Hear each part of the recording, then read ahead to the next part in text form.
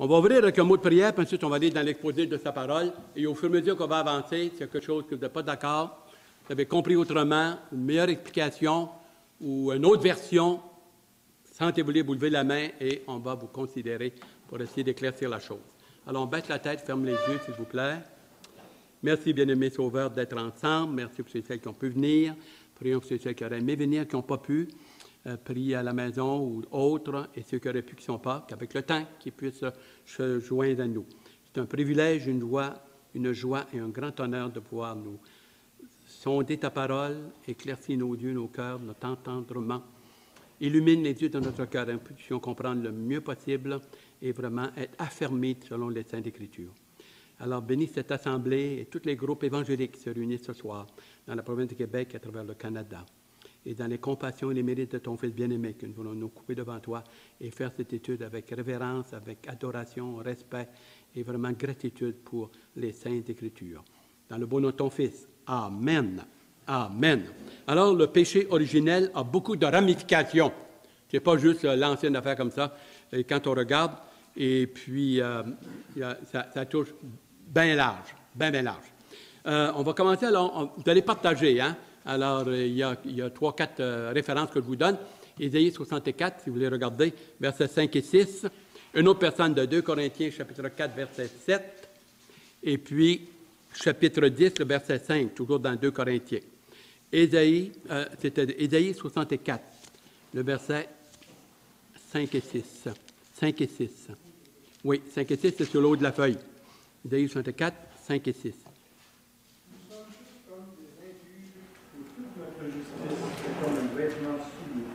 Nous sommes tous flétris comme une feuille, et nos crimes nous emportent comme le vent. Il n'y a personne qui invoque ton nom, qui se réveille pour s'attacher à toi. Aussi nous as-tu caché ta face, et nous laisses-tu périr par le fait de nos crimes. Merci. 7 a dit, cependant, ô Éternel, tu es notre Père.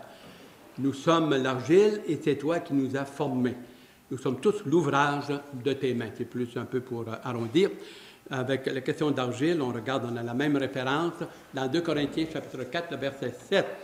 2 Corinthiens particulièrement. C'était des lettres, c'était la deuxième lettre. Il y en a une troisième, mais qui a été égarée. 2 Corinthiens, chapitre 4, c'est le Nouveau Testament, le verset 7. Et restez là parce qu'ensuite, on va tourner quelque part pour aller au chapitre 10. 2 Corinthiens 4, 7. Volontaire, s'il vous plaît. N'importe qui. Nous portons ce trésor dans des vases de terre afin que cette grande puissance soit attribuée à Dieu et non pas à nous. Merci. Merci. Alors, ça, c'est vraiment un passage très, très touchant. Ensuite, vous avez au chapitre 10, alors ça parle de base à propos de notre corps présentement, c'est facile à comprendre, pas de problème ici. Chapitre 10, le verset 5.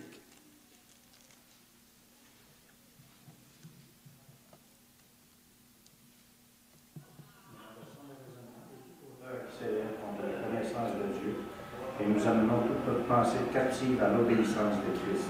Merci. Alors, notre pensée captive à l'obéissance de Christ. C'est un petit résumé qu'au début, là, vous avez là, jusqu'à I. Là. Alors, je vais vous le lire avec quelques petits détails. Et même là-dessus, s'il y a une chose qui n'est pas claire ou que vous n'êtes pas d'accord ou vous avez compris autrement ou mieux, soulignez-le, levez la main et on aimerait vous entendre. Il y avait un pasteur anglican, lorsqu'il baptise les petits bébés, là, comme dans l'Église catholique, et puis un petit bébé de quelques semaines, il l'a pris, puis il l'a présenté à l'Assemblée, puis il dit « Un nouveau pécheur est né dans ce monde ». Genre ironie, là, pour faire son smatterlek, là, et tout cet aspect-là. Est-ce que c'est vrai? Bonne question. Bonne question. Deuxièmement, B, l'être humain a été créé et formé à l'image de Dieu. Ça, c'est dans Genèse, vous connaissez le passage. Genèse, chapitre 2. Déjà, dans le chapitre 1, le verset 27, Dieu avait dit « Faisons l'homme à notre image, notre ressemblance. L'homme et la femme, il les créa homme et femme, mâle et femelle, pour être plus précis, mâle et femelle. Ainsi, l'être humain a été créé et formé à l'image de Dieu. Même après sa chute, il a gardé plusieurs choses de cette image. Nous l'avions expliqué dans le passé, alors on ne peut pas tout répéter, mais peut-être vous voulez soulever un point. C'est juste pour nous rafraîchir la mémoire. Martin Luther a dit ceci. Ça, c'est un réformateur en 1535. Les sauvés, ce sont des pécheurs saints. S-A-I-N-T. Ça ne veut pas dire parce qu'on est sauvé qu'on est sans péché, qu'on n'a plus de péché en nous-mêmes, dans notre corps. On garde toujours notre nature humaine, faillible, imparfaite, et par le fait même, tôt ou tard, alors qu'on grandisse, on n'atteint pas la sainteté vraiment de Dieu. Et pour que Dieu ait communion avec sa famille, puis son royaume, ses enfants, il faut être au même niveau. Alors, il a fallu que Jésus-Christ vienne sur la croix, il nous pardonne, et qu'à partir de là, il dit, vous pouvez vous déclarer enfants de Dieu, lesquels sont nés non selon la chair, ou selon l'homme, ou selon la volonté de l'homme, mais selon le plan ou la volonté de Dieu. De Dieu. S'il y en a qui prennent des références, je vous le donnerai. Il y a un beau passage qui va avec ça, si vous voulez prendre comme parallèle, dans Jean chapitre 1, le verset 12 et 13. Mais dans tous ceux qui l'ont reçu, ceux-là seulement, il leur a donné le pouvoir de devenir enfants de Dieu. Vous avez ça dans Jacques chapitre 1, le verset 18. Je vous le donne, je ne sais pas si on a le temps de regarder, mais je vous le mentionne. Luther a dit, alors, les chrétiens, maintenant les sauvés, sont des pécheurs saints. Notre position en Christ, Éphésiens chapitre 2, le verset 1 à 3, vous pouvez juste le marquer sur le bord de votre feuille. 1 à 3, on voit alors, la nature pécheresse, pécheur est vraiment aveuglé et sous la domination du malin. Par contre, versets 4, 5 et 6, notre position maintenant en Christ, on est déjà, Dieu nous voit assis avec son Fils, glorifié, sanctifié, mon ami, de toute beauté. Ça, c'est notre position. Mais notre état, présentement, on est encore des pécheurs. Des pécheurs pardonnés. Pardonnés. Et alors, l'Esprit de Dieu vient entrer en nous et il se passe 4 choses en même temps. On ne le dira pas ce soir parce que les dimanches où je vais prêcher, on entre sur le Saint-Esprit, dans les dimanches, tout le grand thème du Saint-Esprit et également sur les miracles. Il y a tellement de confusion et pas assez clair parfois dans nos milieux évangéliques. On aimerait essayer de mettre ça ensemble puis de vraiment là, se mettre au pas au niveau de cette doctrine. Ensuite, le pécheur a un passé, mais il a un futur. Il a un futur. Quelqu'un qui meurt, qui n'est pas pardonné, qui n'est pas né de nouveau, converti, sorte de passage, repentir, et il est sans espoir. Il est sans espoir. Et ce qui l'attend, c'est assez grave, merci. Tandis que là, sauvé, il y a un futur, il y a un avenir, il y a une espérance. La mort est un mur pour le non-sauvé, mais celui qui est né de nouveau, il y a de l'espoir après la mort. En passant, encore vous ne l'aurez pas réalisé, la Bible est le seul livre qui parle après et l'autre bord. Le seul livre unique qui nous dédale tout un exposé dans le livre de l'Apocalypse et dans Thessaloniciens, ce qui se passe l'autre bord, ce qui va se passer dans l'avenir, dans sa présence. C'est extraordinaire, c'est unique, ça.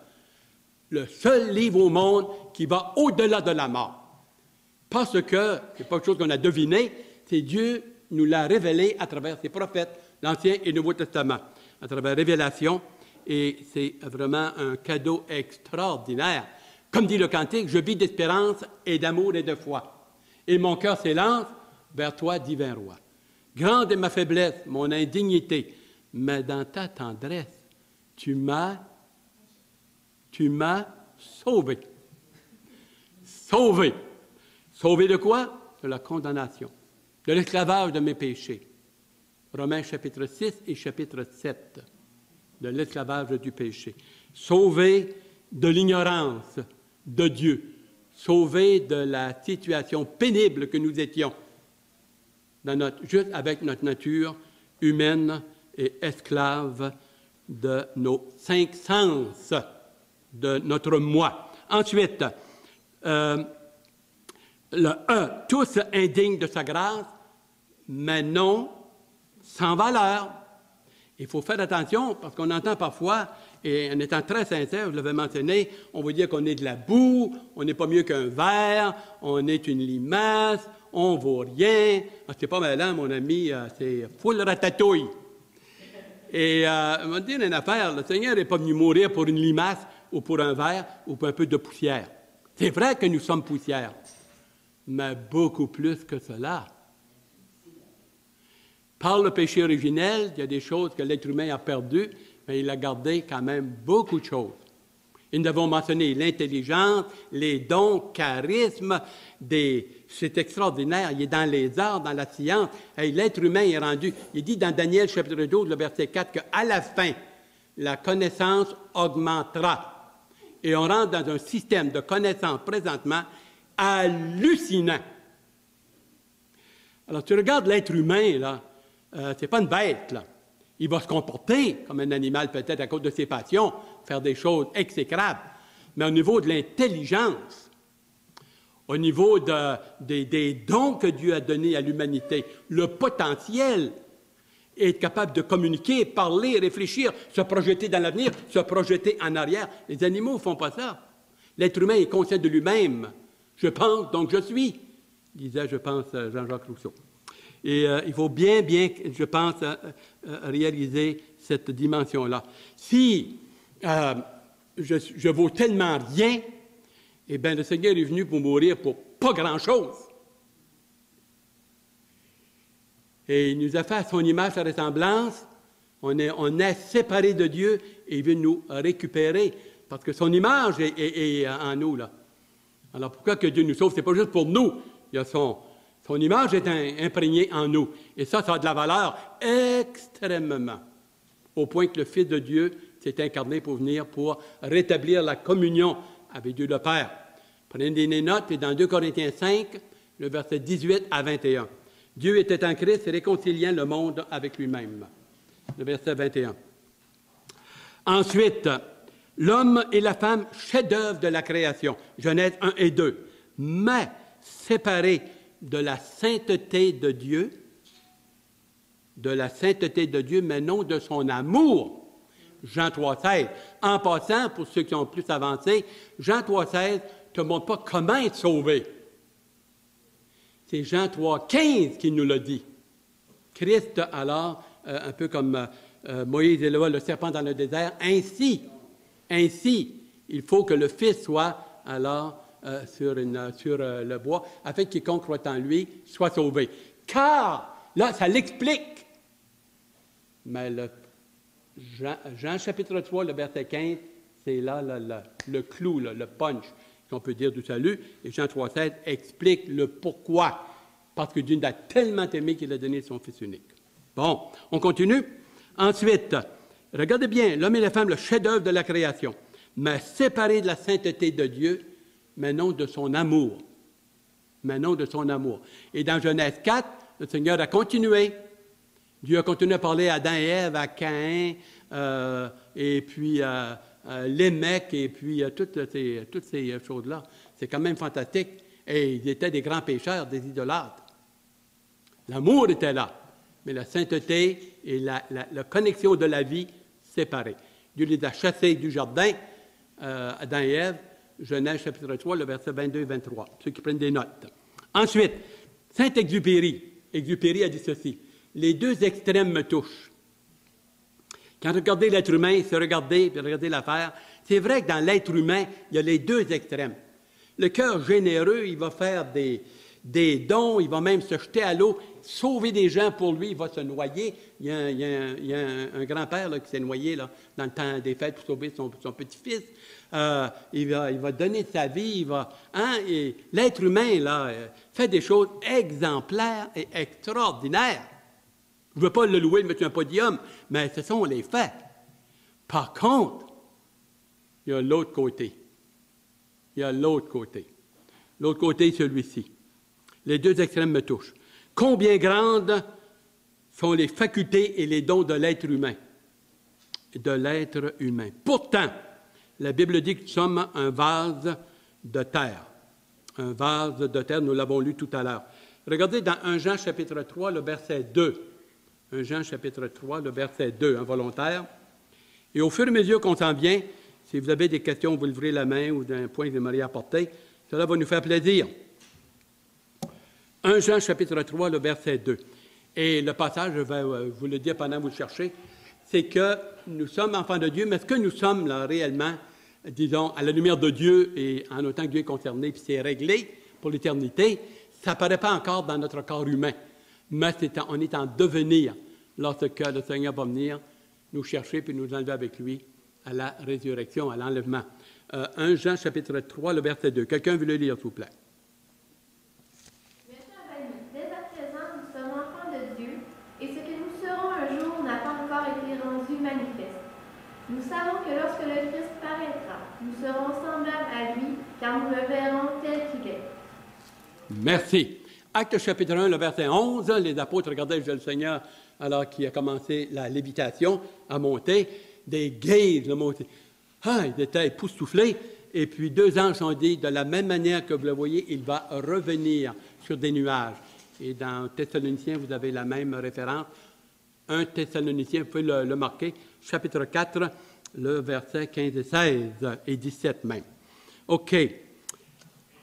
L'être humain, l'homme, présentement, est dissemblable à Dieu dans sa divinité, sainteté, vraiment, dans ses attributs, ça c'est certain. Écoute, on est fait de chair et finalement, par contre, dissemblable de Dieu, supérieur à l'animal dans tout son potentiel, capable d'aimer, de pardonner, de parler, de s'exprimer, réfléchir.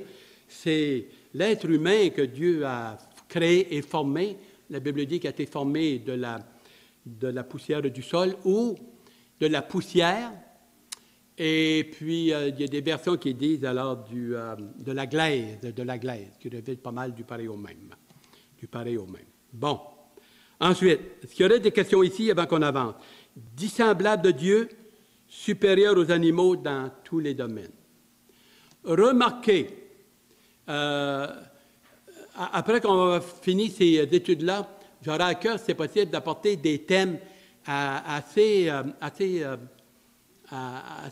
punchés qu'on va apporter. Et un des thèmes que j'aimerais que nous regardions, c'est la science, l'ABC de la science à la lumière de la parole de Dieu ou de Genèse. Et je pense que ça va être assez intéressant. Je pense. Lorsqu'on va vraiment regarder cela. 1.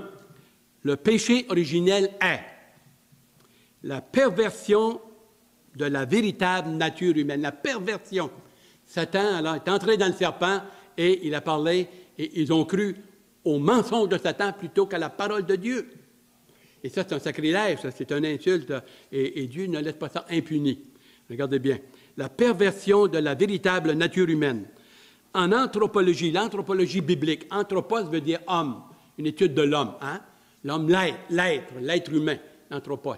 L'anthropologie, l'être ou l'étude, la science de l'homme en soi. On ne parle pas de sauver ou perdu, juste l'homme, point. Anthropologie, mais biblique, si on peut dire, avec une dimension biblique. L'anthropologie biblique, côté moral et doctrinal. Côté moral et doctrinal. L'image de Dieu. Bon. Si vous voulez, on va regarder dans Genèse 1, 27, on vous l'a dit, dans Genèse 9, 6, et dans, ici nous avons dans le livre des, Genèse, dans le psaume 8, versets 5 à 6.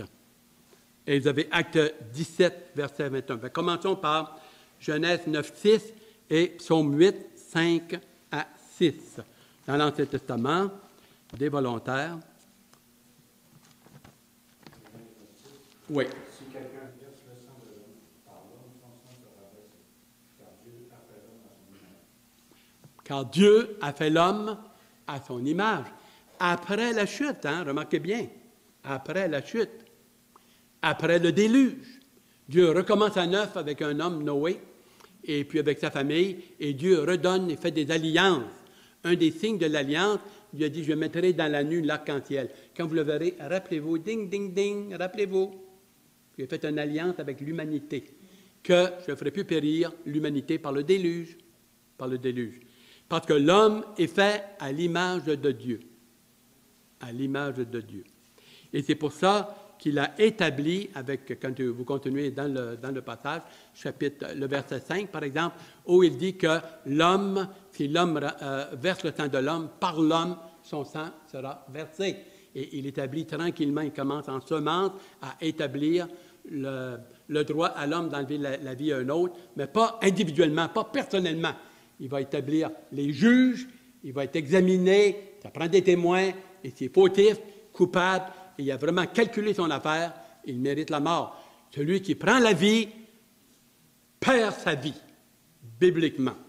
Et quand tu dis ça aujourd'hui, dans ce système qu'on est, ceux qui vont nous dire « Ah, c'est de la vengeance, ça ne corrige rien, vous accomplissez quoi? » Ça n'a rien à faire avec ça.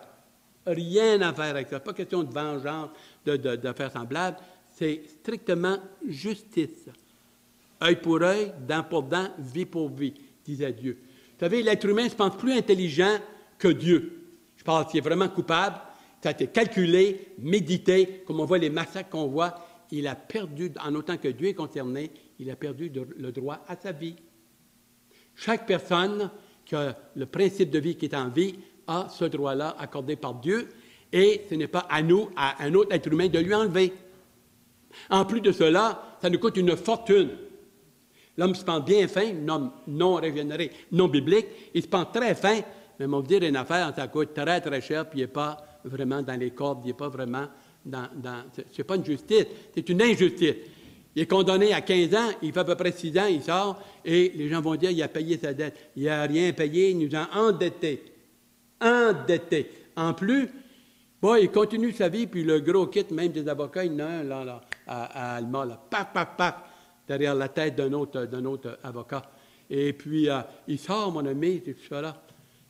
Il n'y a pas de justice sur la terre. Vraiment, une vraie justice, il n'y en a pas. Il n'y en a pas. L'homme essaie, on a un paquet de beaux livres, très, très bien, intelligent, hein? Intelligent. C'est rempli plein le mur.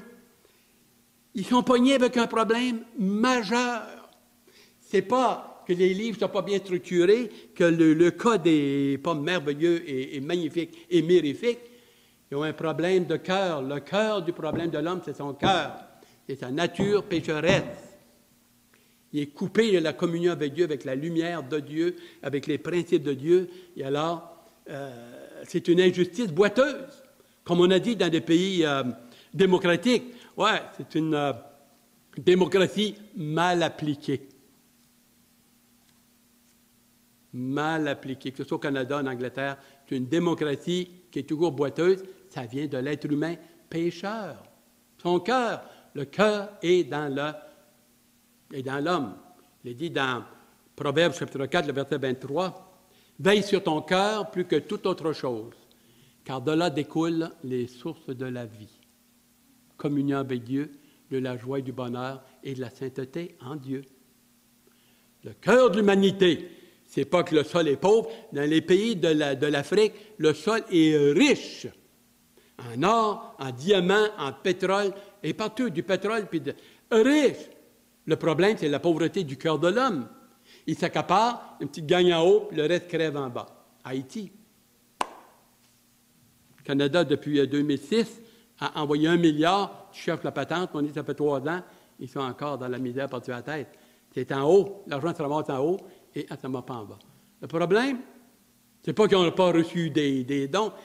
Il y a des gens qui donnent en Haïti là, aux 1000 et aux 100 000. C'est accaparé. C'est plate, c'est de valeur et c'est triste. Alors, le potentiel, la perversion, l'anthropologie. Ensuite, vous avez Psaume 8, le verset 5 et 6. Psaume 8, versets 5 et 6. Qui veut le lire? Tandis que l'homme, que tu te souviennes de lui, et le Fils de l'homme, que tu prennes garde à lui, tu l'as fait de peu inférieur à Dieu, et tu l'as couronné de gloire, de magnificence. Merci. Ça peut référer à Genèse 1 et 2, mais également aujourd'hui. Également, et quand tu continues, tu vas voir, si tu continues le verset 7, par exemple, et on continue, on ne le fera pas ce soir, mais tu regardes. Acte chapitre 17, versets 27 et 29. Très intéressant, Acte 17, versets 27 à 29. Très, très intéressant. S'il y a des questions, vous levez la main, puis on va le regarder. Ça va nous faire plaisir. Si vous n'êtes pas d'accord, ou vous avez une autre explication, parfait, on va la regarder. Acte 17, versets 27 à 29.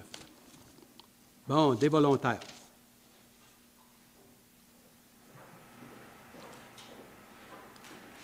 aurait voulu qu'ils cherchassent le Seigneur et qu'ils s'efforçassent de le trouver en tâtonnant, bien qu'il ne soit pas loin de chacun de nous, car en lui nous avons la vie, le mouvement et l'air. C'est ce qu'ont dit aussi quelques-uns de vos poètes. De lui nous sommes la race. Ainsi donc, étant la race de Dieu, nous ne devons pas croire que la divinité soit semblable à de l'or, à de l'argent ou à de la pierre sculptée par l'art et l'industrie de l'homme. Merci. Est-ce qu'il y aurait des questions ici? La race de Dieu, ça peut être une référence à Adam, qui est appelé le fils de Dieu. Adam est appelé fils de Dieu. Quand vous regardez dans Matthieu et dans Marc, dans la généalogie, il remonte jusqu'à Adam, fils de Dieu. Comme il y a eu un premier Adam, il y a eu un deuxième Adam. Et le Seigneur a commencé, pas après le chapitre 3, entre chapitre 2 et chapitre 3. C'est ça qui est appelé le deuxième Adam. Et lui, il est venu sans péché et sans une nature pécheresse, mais une nature parfaitement humaine. Humaine, exactement comme nous. Ceux qui prennent des notes, je vous le donne, juste comme ça par cœur, vous allez voir. Et dans Hébreux chapitre 2, à partir du verset 12 à 15. Hébreux chapitre 2, verset même 15 à 17. En tout point, il fut un homme exactement comme nous, dit la Bible, en tout point. À tel point qu'il est dit dans Ésaïe 53, il n'avait ni beauté ni éclat pour attirer nos regards, et son apparence n'avait rien pour nous plaire. Bien ordinaire physiquement, là, il passait comme, tu sais, physiquement, là, tout ça. Par contre, sa nature humaine parfaite, en communion avec le Père, sans péché, c'est ça la différence. Et ça, c'est assez extraordinaire. Nous avons ici, dans le passage, il a fait, verset 26, il a fait que tous les hommes sortis d'un seul sang. Le mot « sang », il y a des versions qui n'y est pas. Mais en tout cas, ici, il y a des versions, là, à travers des traductions, ils l'ont mis, et il y a des places qu'ils ne l'ont pas. Habitant sur toute la surface de la terre, ayant déterminé la durée des temps et les bornes de leur demeure. Vous avez ça dans Proverbe 12, le verset 23, ça mentionne cela. Ça mentionne que Dieu a mis des limites. D'ailleurs, vous avez dans les psaumes, Dieu a mis des limites à la mer pour pas qu'elle dépasse c'est orchestré, c'est organisé. C'est assez fantastique. Avant même que Dieu pose un acte de création, tout avait été conçu, si on peut dire, dans sa tête, dans son cœur, d'avance, parce que Dieu est en dehors du temps. Tu es en dehors du temps, alors tu ne peux pas reculer assez loin en avant ou assez loin l'autre bord. Tu es d'un autre monde, tu es d'une autre dimension. Dieu habite au-dessus de sa création, il l'a dit dans les livres des Proverbes. Il habite au-dessus de sa création. Et tout cela, il établit des règles, des principes et des lois intelligentes.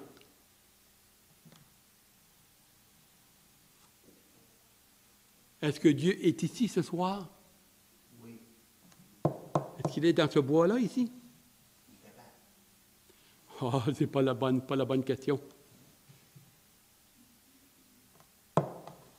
Ce qui est dans ce micro-là, c'est du métal, ça. Il y a une bonne réponse. Il y a une bonne réponse. On ne vous la donnera pas ce soir. On va le regarder quand on va vraiment creuser. On va le regarder, vous allez voir une très bonne réponse. Et ça va nous faire du bien. Faire du bien, vraiment regarder les choses en face.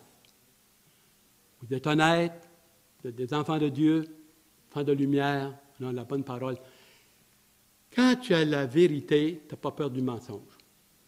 Quand tu es dans la vérité, tu n'as pas peur d'être éprouvé, testé. Quand tu as la vérité, tu n'as pas peur de l'erreur.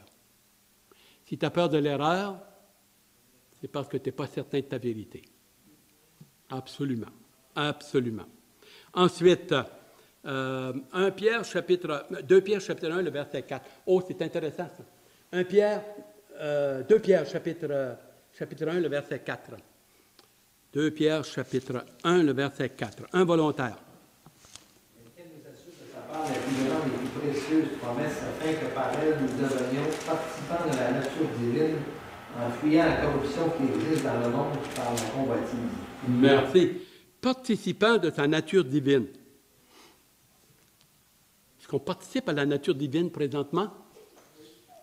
Oui. Y aurait-il un passage, une illustration, quelque chose que tu pourrais, soit toi ou d'autres, là, je ne veux pas juste Jean-Marc te viser. Les salés du Saint-Esprit. Oui, salés du Saint-Esprit. Éphésiens, chapitre 4, le verset 30, et 2 Corinthiens, chapitre 1, le verset 22, ceux qui prennent des notes. 2 Corinthiens, chapitre 1, le verset 22. Ensuite, il est dit que nous devenons enfants de Dieu. Hein, dans Jean, chapitre 1, le verset 12. Si vous tournez avec moi dans Jacques, chapitre 1, le verset 18. Jacques, le livre de Jacques, chapitre 1, le verset 18. Très, très intéressant. Jacques, chapitre 1, verset 18. Il nous a engendrés. Le Père nous a engendrés. Il nous a engendrés. Il parle du Père. Le verset, par exemple, 17. Toute grâce excellente et tout don parfait descend d'en haut du Père des Lumières, chez lequel il n'y a ni changement, ni ombre de variation. Immuable, mais non flexible. Il est flexible. Changement, ni ombre de variation.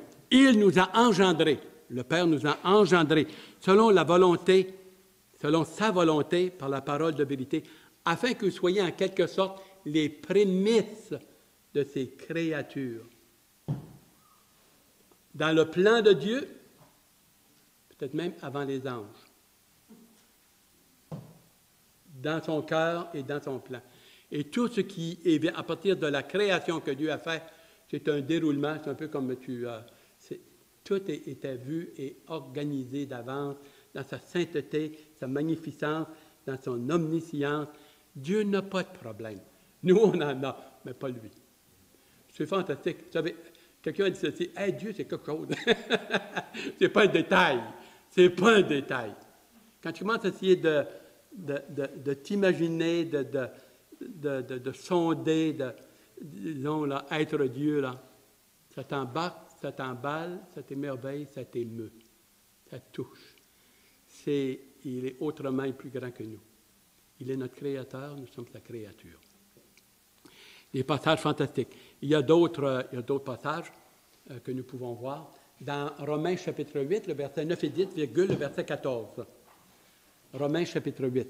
Le temps avance, mais quand même, ça va bien. Ça va bien. Romains chapitre 8, le verset 9 et 10, verset 14. L'Esprit de Dieu, celui qui n'a pas le Saint-Esprit ne lui appartient pas. Il y a beaucoup, beaucoup de passages. Qui veut lire ces références? Romains 8, versets 9 et 10, verset 14. Pour vous, vous ne vivez pas selon la chair, mais selon l'Esprit, si du moins l'Esprit de Dieu habite en vous. Si quelqu'un n'a pas l'Esprit de Christ, il ne lui appartient pas. Et si Christ est en vous, le corps, il est vrai, est mort à cause du péché, mais l'Esprit est vie à cause de la justice. Puis verset 14. Oui. Car tous ceux qui sont conduits par l'Esprit de Dieu sont fils de Dieu. Sont fils de Dieu, déjà par anticipation, c'est quand même fort. C'est quand même... Je pense qu'on ne réalise pas beaucoup qui nous sommes. Hein? Entre toi et moi, là. On ne réalise pas beaucoup, hein?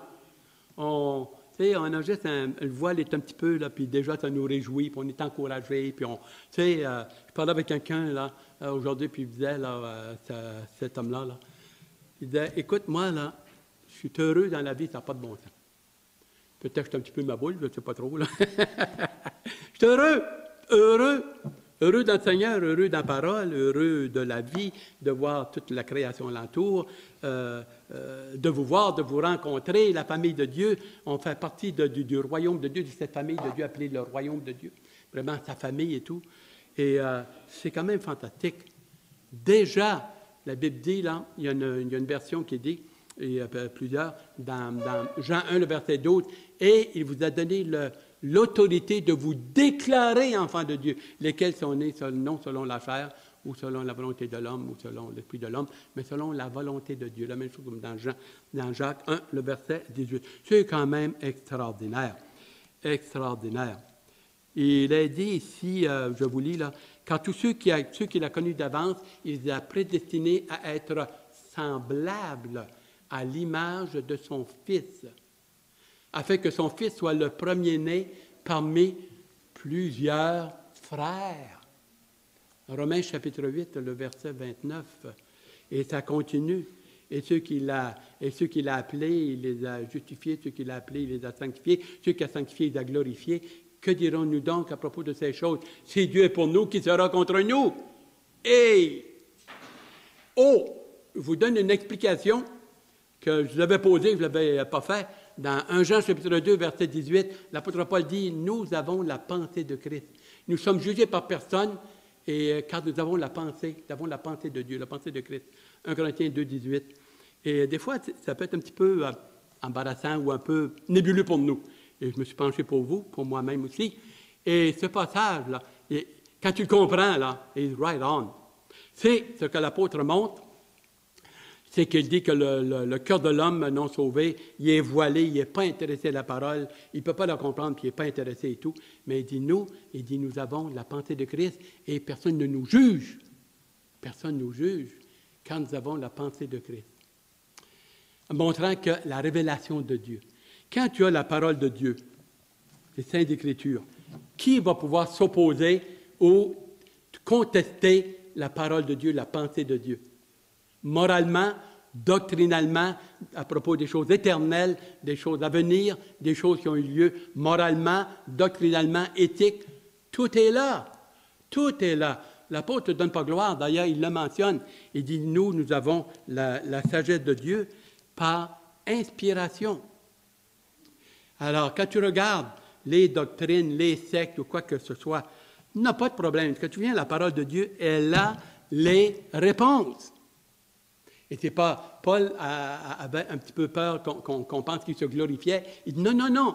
Cette sagesse-là, ce discernement-là, ça ne vient pas de nous. C'est parce que Dieu nous l'a révélé. Et ça, là, personne ne peut nous accuser, nous trouver en tort, doctrinalement, parce que c'est basé, ça vient de Dieu, la parole de Dieu. Sola scriptura. L'écriture seulement. L'écriture seulement. S'il y a des questions ou quelque chose. Regardez ce que Henri Blocher a dit. Le péché, cette définition, une inversion ambiguë des hiérarchies créées. Vous savez, une hiérarchie, il y a des hiérarchies créées telles entre le corps et l'âme. Il a défini, ce théologien-là, il est mort maintenant, 82 ans. Le péché a fait une désorganisation d'une complexité exquise de l'humanité avec tout son potentiel. Mais livré à une désorganisation incontrôlable. Le péché est venu de l'extérieur, détail. Quand Dieu a créé l'homme et la femme, il les a créés en communion avec Dieu. Et il est dit dans Romains, par exemple, le chapitre 3, là, le verset 10 et 12 là, que nous avons lu, c'est un extrait de Psaume 53, le verset 1 à 4. Le péché n'était pas dans Adam et Ève, dans les 2 premiers chapitres. Il est venu de l'extérieur. C'est pourquoi le salut n'est pas dans l'homme, en nous. Il est venu de l'extérieur, du ciel, du Fils de Dieu. Parfaitement homme, parfaitement Dieu. La Bible dit dans Philippiens qu'il s'est dépouillé de sa gloire divine temporairement pour être capable de venir dans son état de sainteté, de justice et d'obéissance parfaite et devenir l'agneau de Dieu qui ôte le péché du monde. Le péché du monde. Je me suis dit, pourquoi le péché du monde et non pas les péchés du monde? Très intéressant. Vous voulez te poser? Vous avez peut-être une réponse.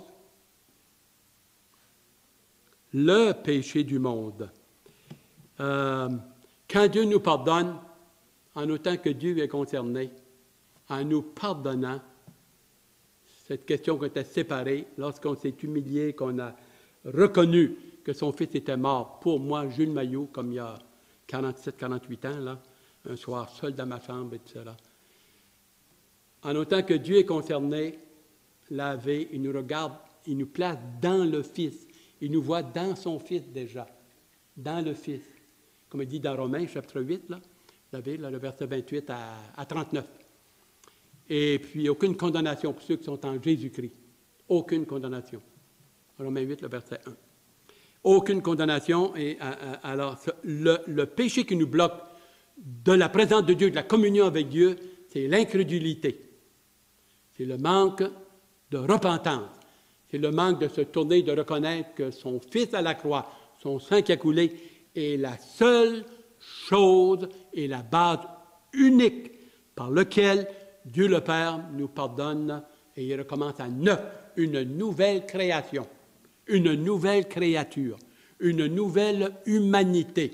Philippiens chapitre 2, le verset 17 et 18. Quelqu'un est en Christ, c'est une nouvelle créature ou une nouvelle création. Les choses anciennes sont passées. Toutes choses sont devenues nouvelles. Dieu ne sauve pas des saints, il sauve des pécheurs qu'il pardonne. Et ce pardon-là,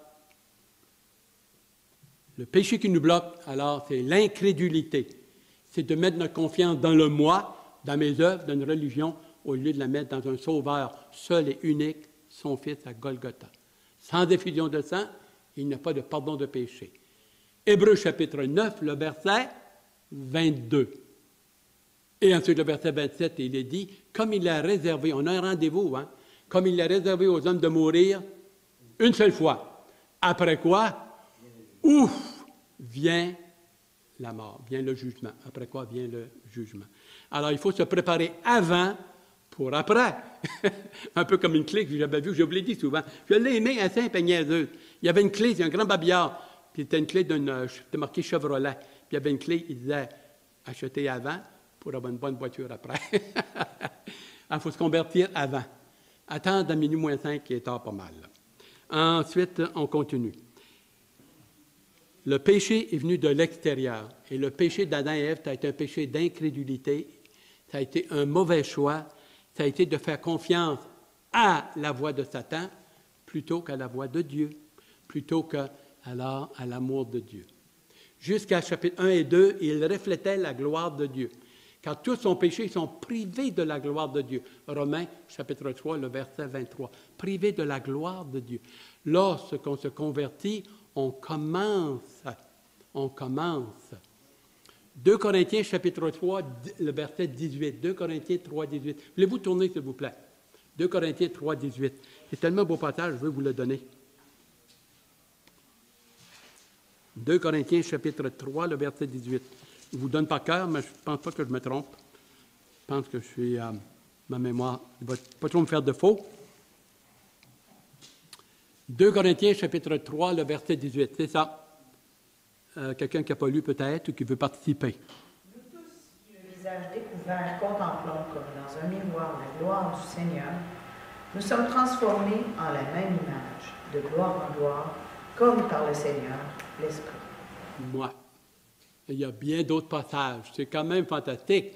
Alors, ceux qui ne sont pas nés de nouveau, la gloire de Dieu, là, oublie ça, ils ont perdu cette sainteté, cette liberté d'aller jusque dans la présence de Dieu, comme dans Exode 19, où le souverain sacrificateur, une fois par année, allait dans le lieu très saint. Là, il tremblait comme une feuille avec des petits grelots. Là, puis le peuple était dehors, puis il tremblait comme une feuille. Hey, c'était... présent devant la sainteté de Dieu. Mais dans Hébreux 10, le verset 19 à 21, il dit maintenant, là, on a un libre accès dans la présence de Dieu même. Plus besoin de trouver un sacrificateur, des prêtres, puis des diacres, puis des padres ou un pasteur. Chacun de nous, aller dans la présence du fond de notre cœur, dans la prière, jusqu'à dans la présence de Dieu, notre Père. On est ses enfants, régénérés par le Saint-Esprit. Par le Saint-Esprit. C'est une pure merveille. Alors, vous voyez, pour qu'il y ait un salut, il a fallu qu'il y ait une perte avant. Par le fait qu'on était perdu, on l'avoue, et Dieu nous tend sa main et veut nous pardonner dans son amour, nous récupérer. Et ce qu'il fait avec la nature pécheresse, met ça en arrière, crucifié sur la croix, fini, capote, terminé. All capote, terminé. Dieu, là, c'est pas du patchage. Terminé. Il va nous donner un nouveau corps, une nouvelle création, une communion. Et déjà, on peut aller dans sa présence. Hébreux 10, versets 19 à 21. 19 à 21. C'est magnifique. Merci, Seigneur. Le problème de la transmission. Oh!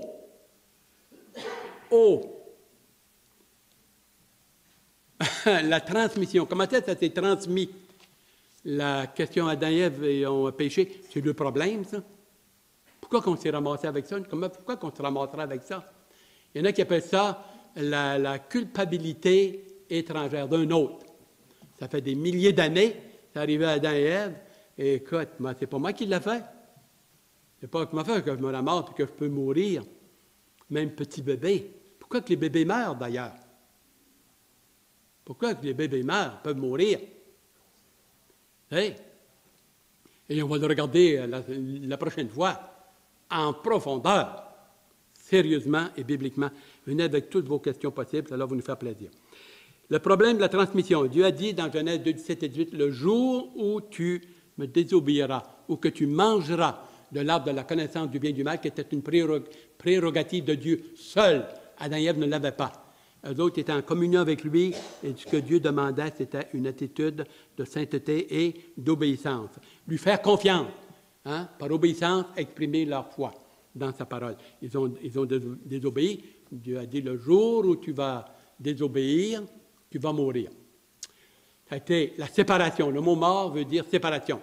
Séparation d'avec Dieu, première mort, et séparation physiquement de la vie physique. Le mot mort veut dire séparation. Ils ont commencé à être séparés. Dieu les a chassés, séparés. Ce qui est assez intéressant et gracieux, avant même que Dieu fasse tomber la sentence, il avait déjà promis que la semence de la femme, qui alors, avec le temps et les millénaires, serait Jésus-Christ, la semence de la femme, et non pas la semence de l'homme.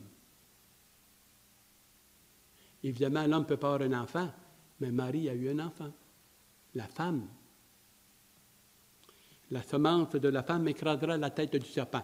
Le serpent, ou le Satan, il va lui blesser le talon, mais ce n'est pas mortel, mais lui, écraser la tête. Tu veux tuer un serpent, coupe-le pas en deux ou au bout d'un pied, il se repatche, il se repousse. Mais la tête, capote, terminée. C'est une façon de dire, ça va être une victoire totale. Jean 12, le verset 31, il dit déjà, Satan est jeté dehors, il est fait. Jean 12, verset 31, ceux qui prennent des notes. Bon, on continue. On termine. Dans Galates, chapitre, on a dans Romains chapitre 3, verset 10 et 12, nous voyons les deux extrêmes. La méchanceté du cœur de l'homme, qui est une référence d'Ésaïe 53. Il n'y a aucun qui fait le bien, pas un seul, tous sont égarés, tous sont pervertis. Le gosier est comme ils sont comme ils sont pécheurs. Quand tu vas un peu plus loin, versets 13, 14 et 15, ils ont le pied léger à verser le sang, c'est le mensonge. Il n'y a pas d'espoir. Romains chapitre 1, la création montre que l'être humain est un idolâtre. Il va s'idolâtrer lui-même, ou il va idolâtrer les choses, ou il va faire des statuts, des affaires semblables à l'homme, qui est une insulte à Dieu. L'homme est à l'image de Dieu. Une image souillée, une image cotorisée, une image séparée de la sainteté de Dieu. Mais il y a encore quelque chose, là. Et alors notre conscience, Romains chapitre 2, 15 à 16, la conscience nous accuse. S'accuse et s'excuse tour à tour. C'est pourquoi l'apôtre Paul dit, ceux qui n'ont pas entendu les Saintes Écritures, le Torah ou l'Ancien Testament, les 5 lois, les Saintes Écritures, leur conscience va devenir la loi morale qui va soit les excuser ou les condamner.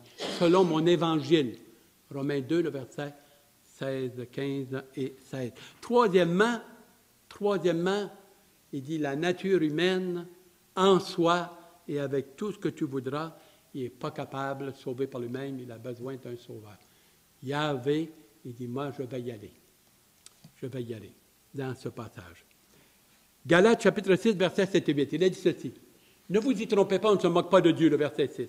Ce qu'un homme aura semé, il le récoltera. Hey, c'est une loi, ça, de la nature. Si tu plantes une graine de tomate, tu ne ramasseras pas des choux, mon ami. C'est des tomates. C'est un plant de tomates, un pied de tomate, puis finalement des tomates. Même dans le domaine spirituel.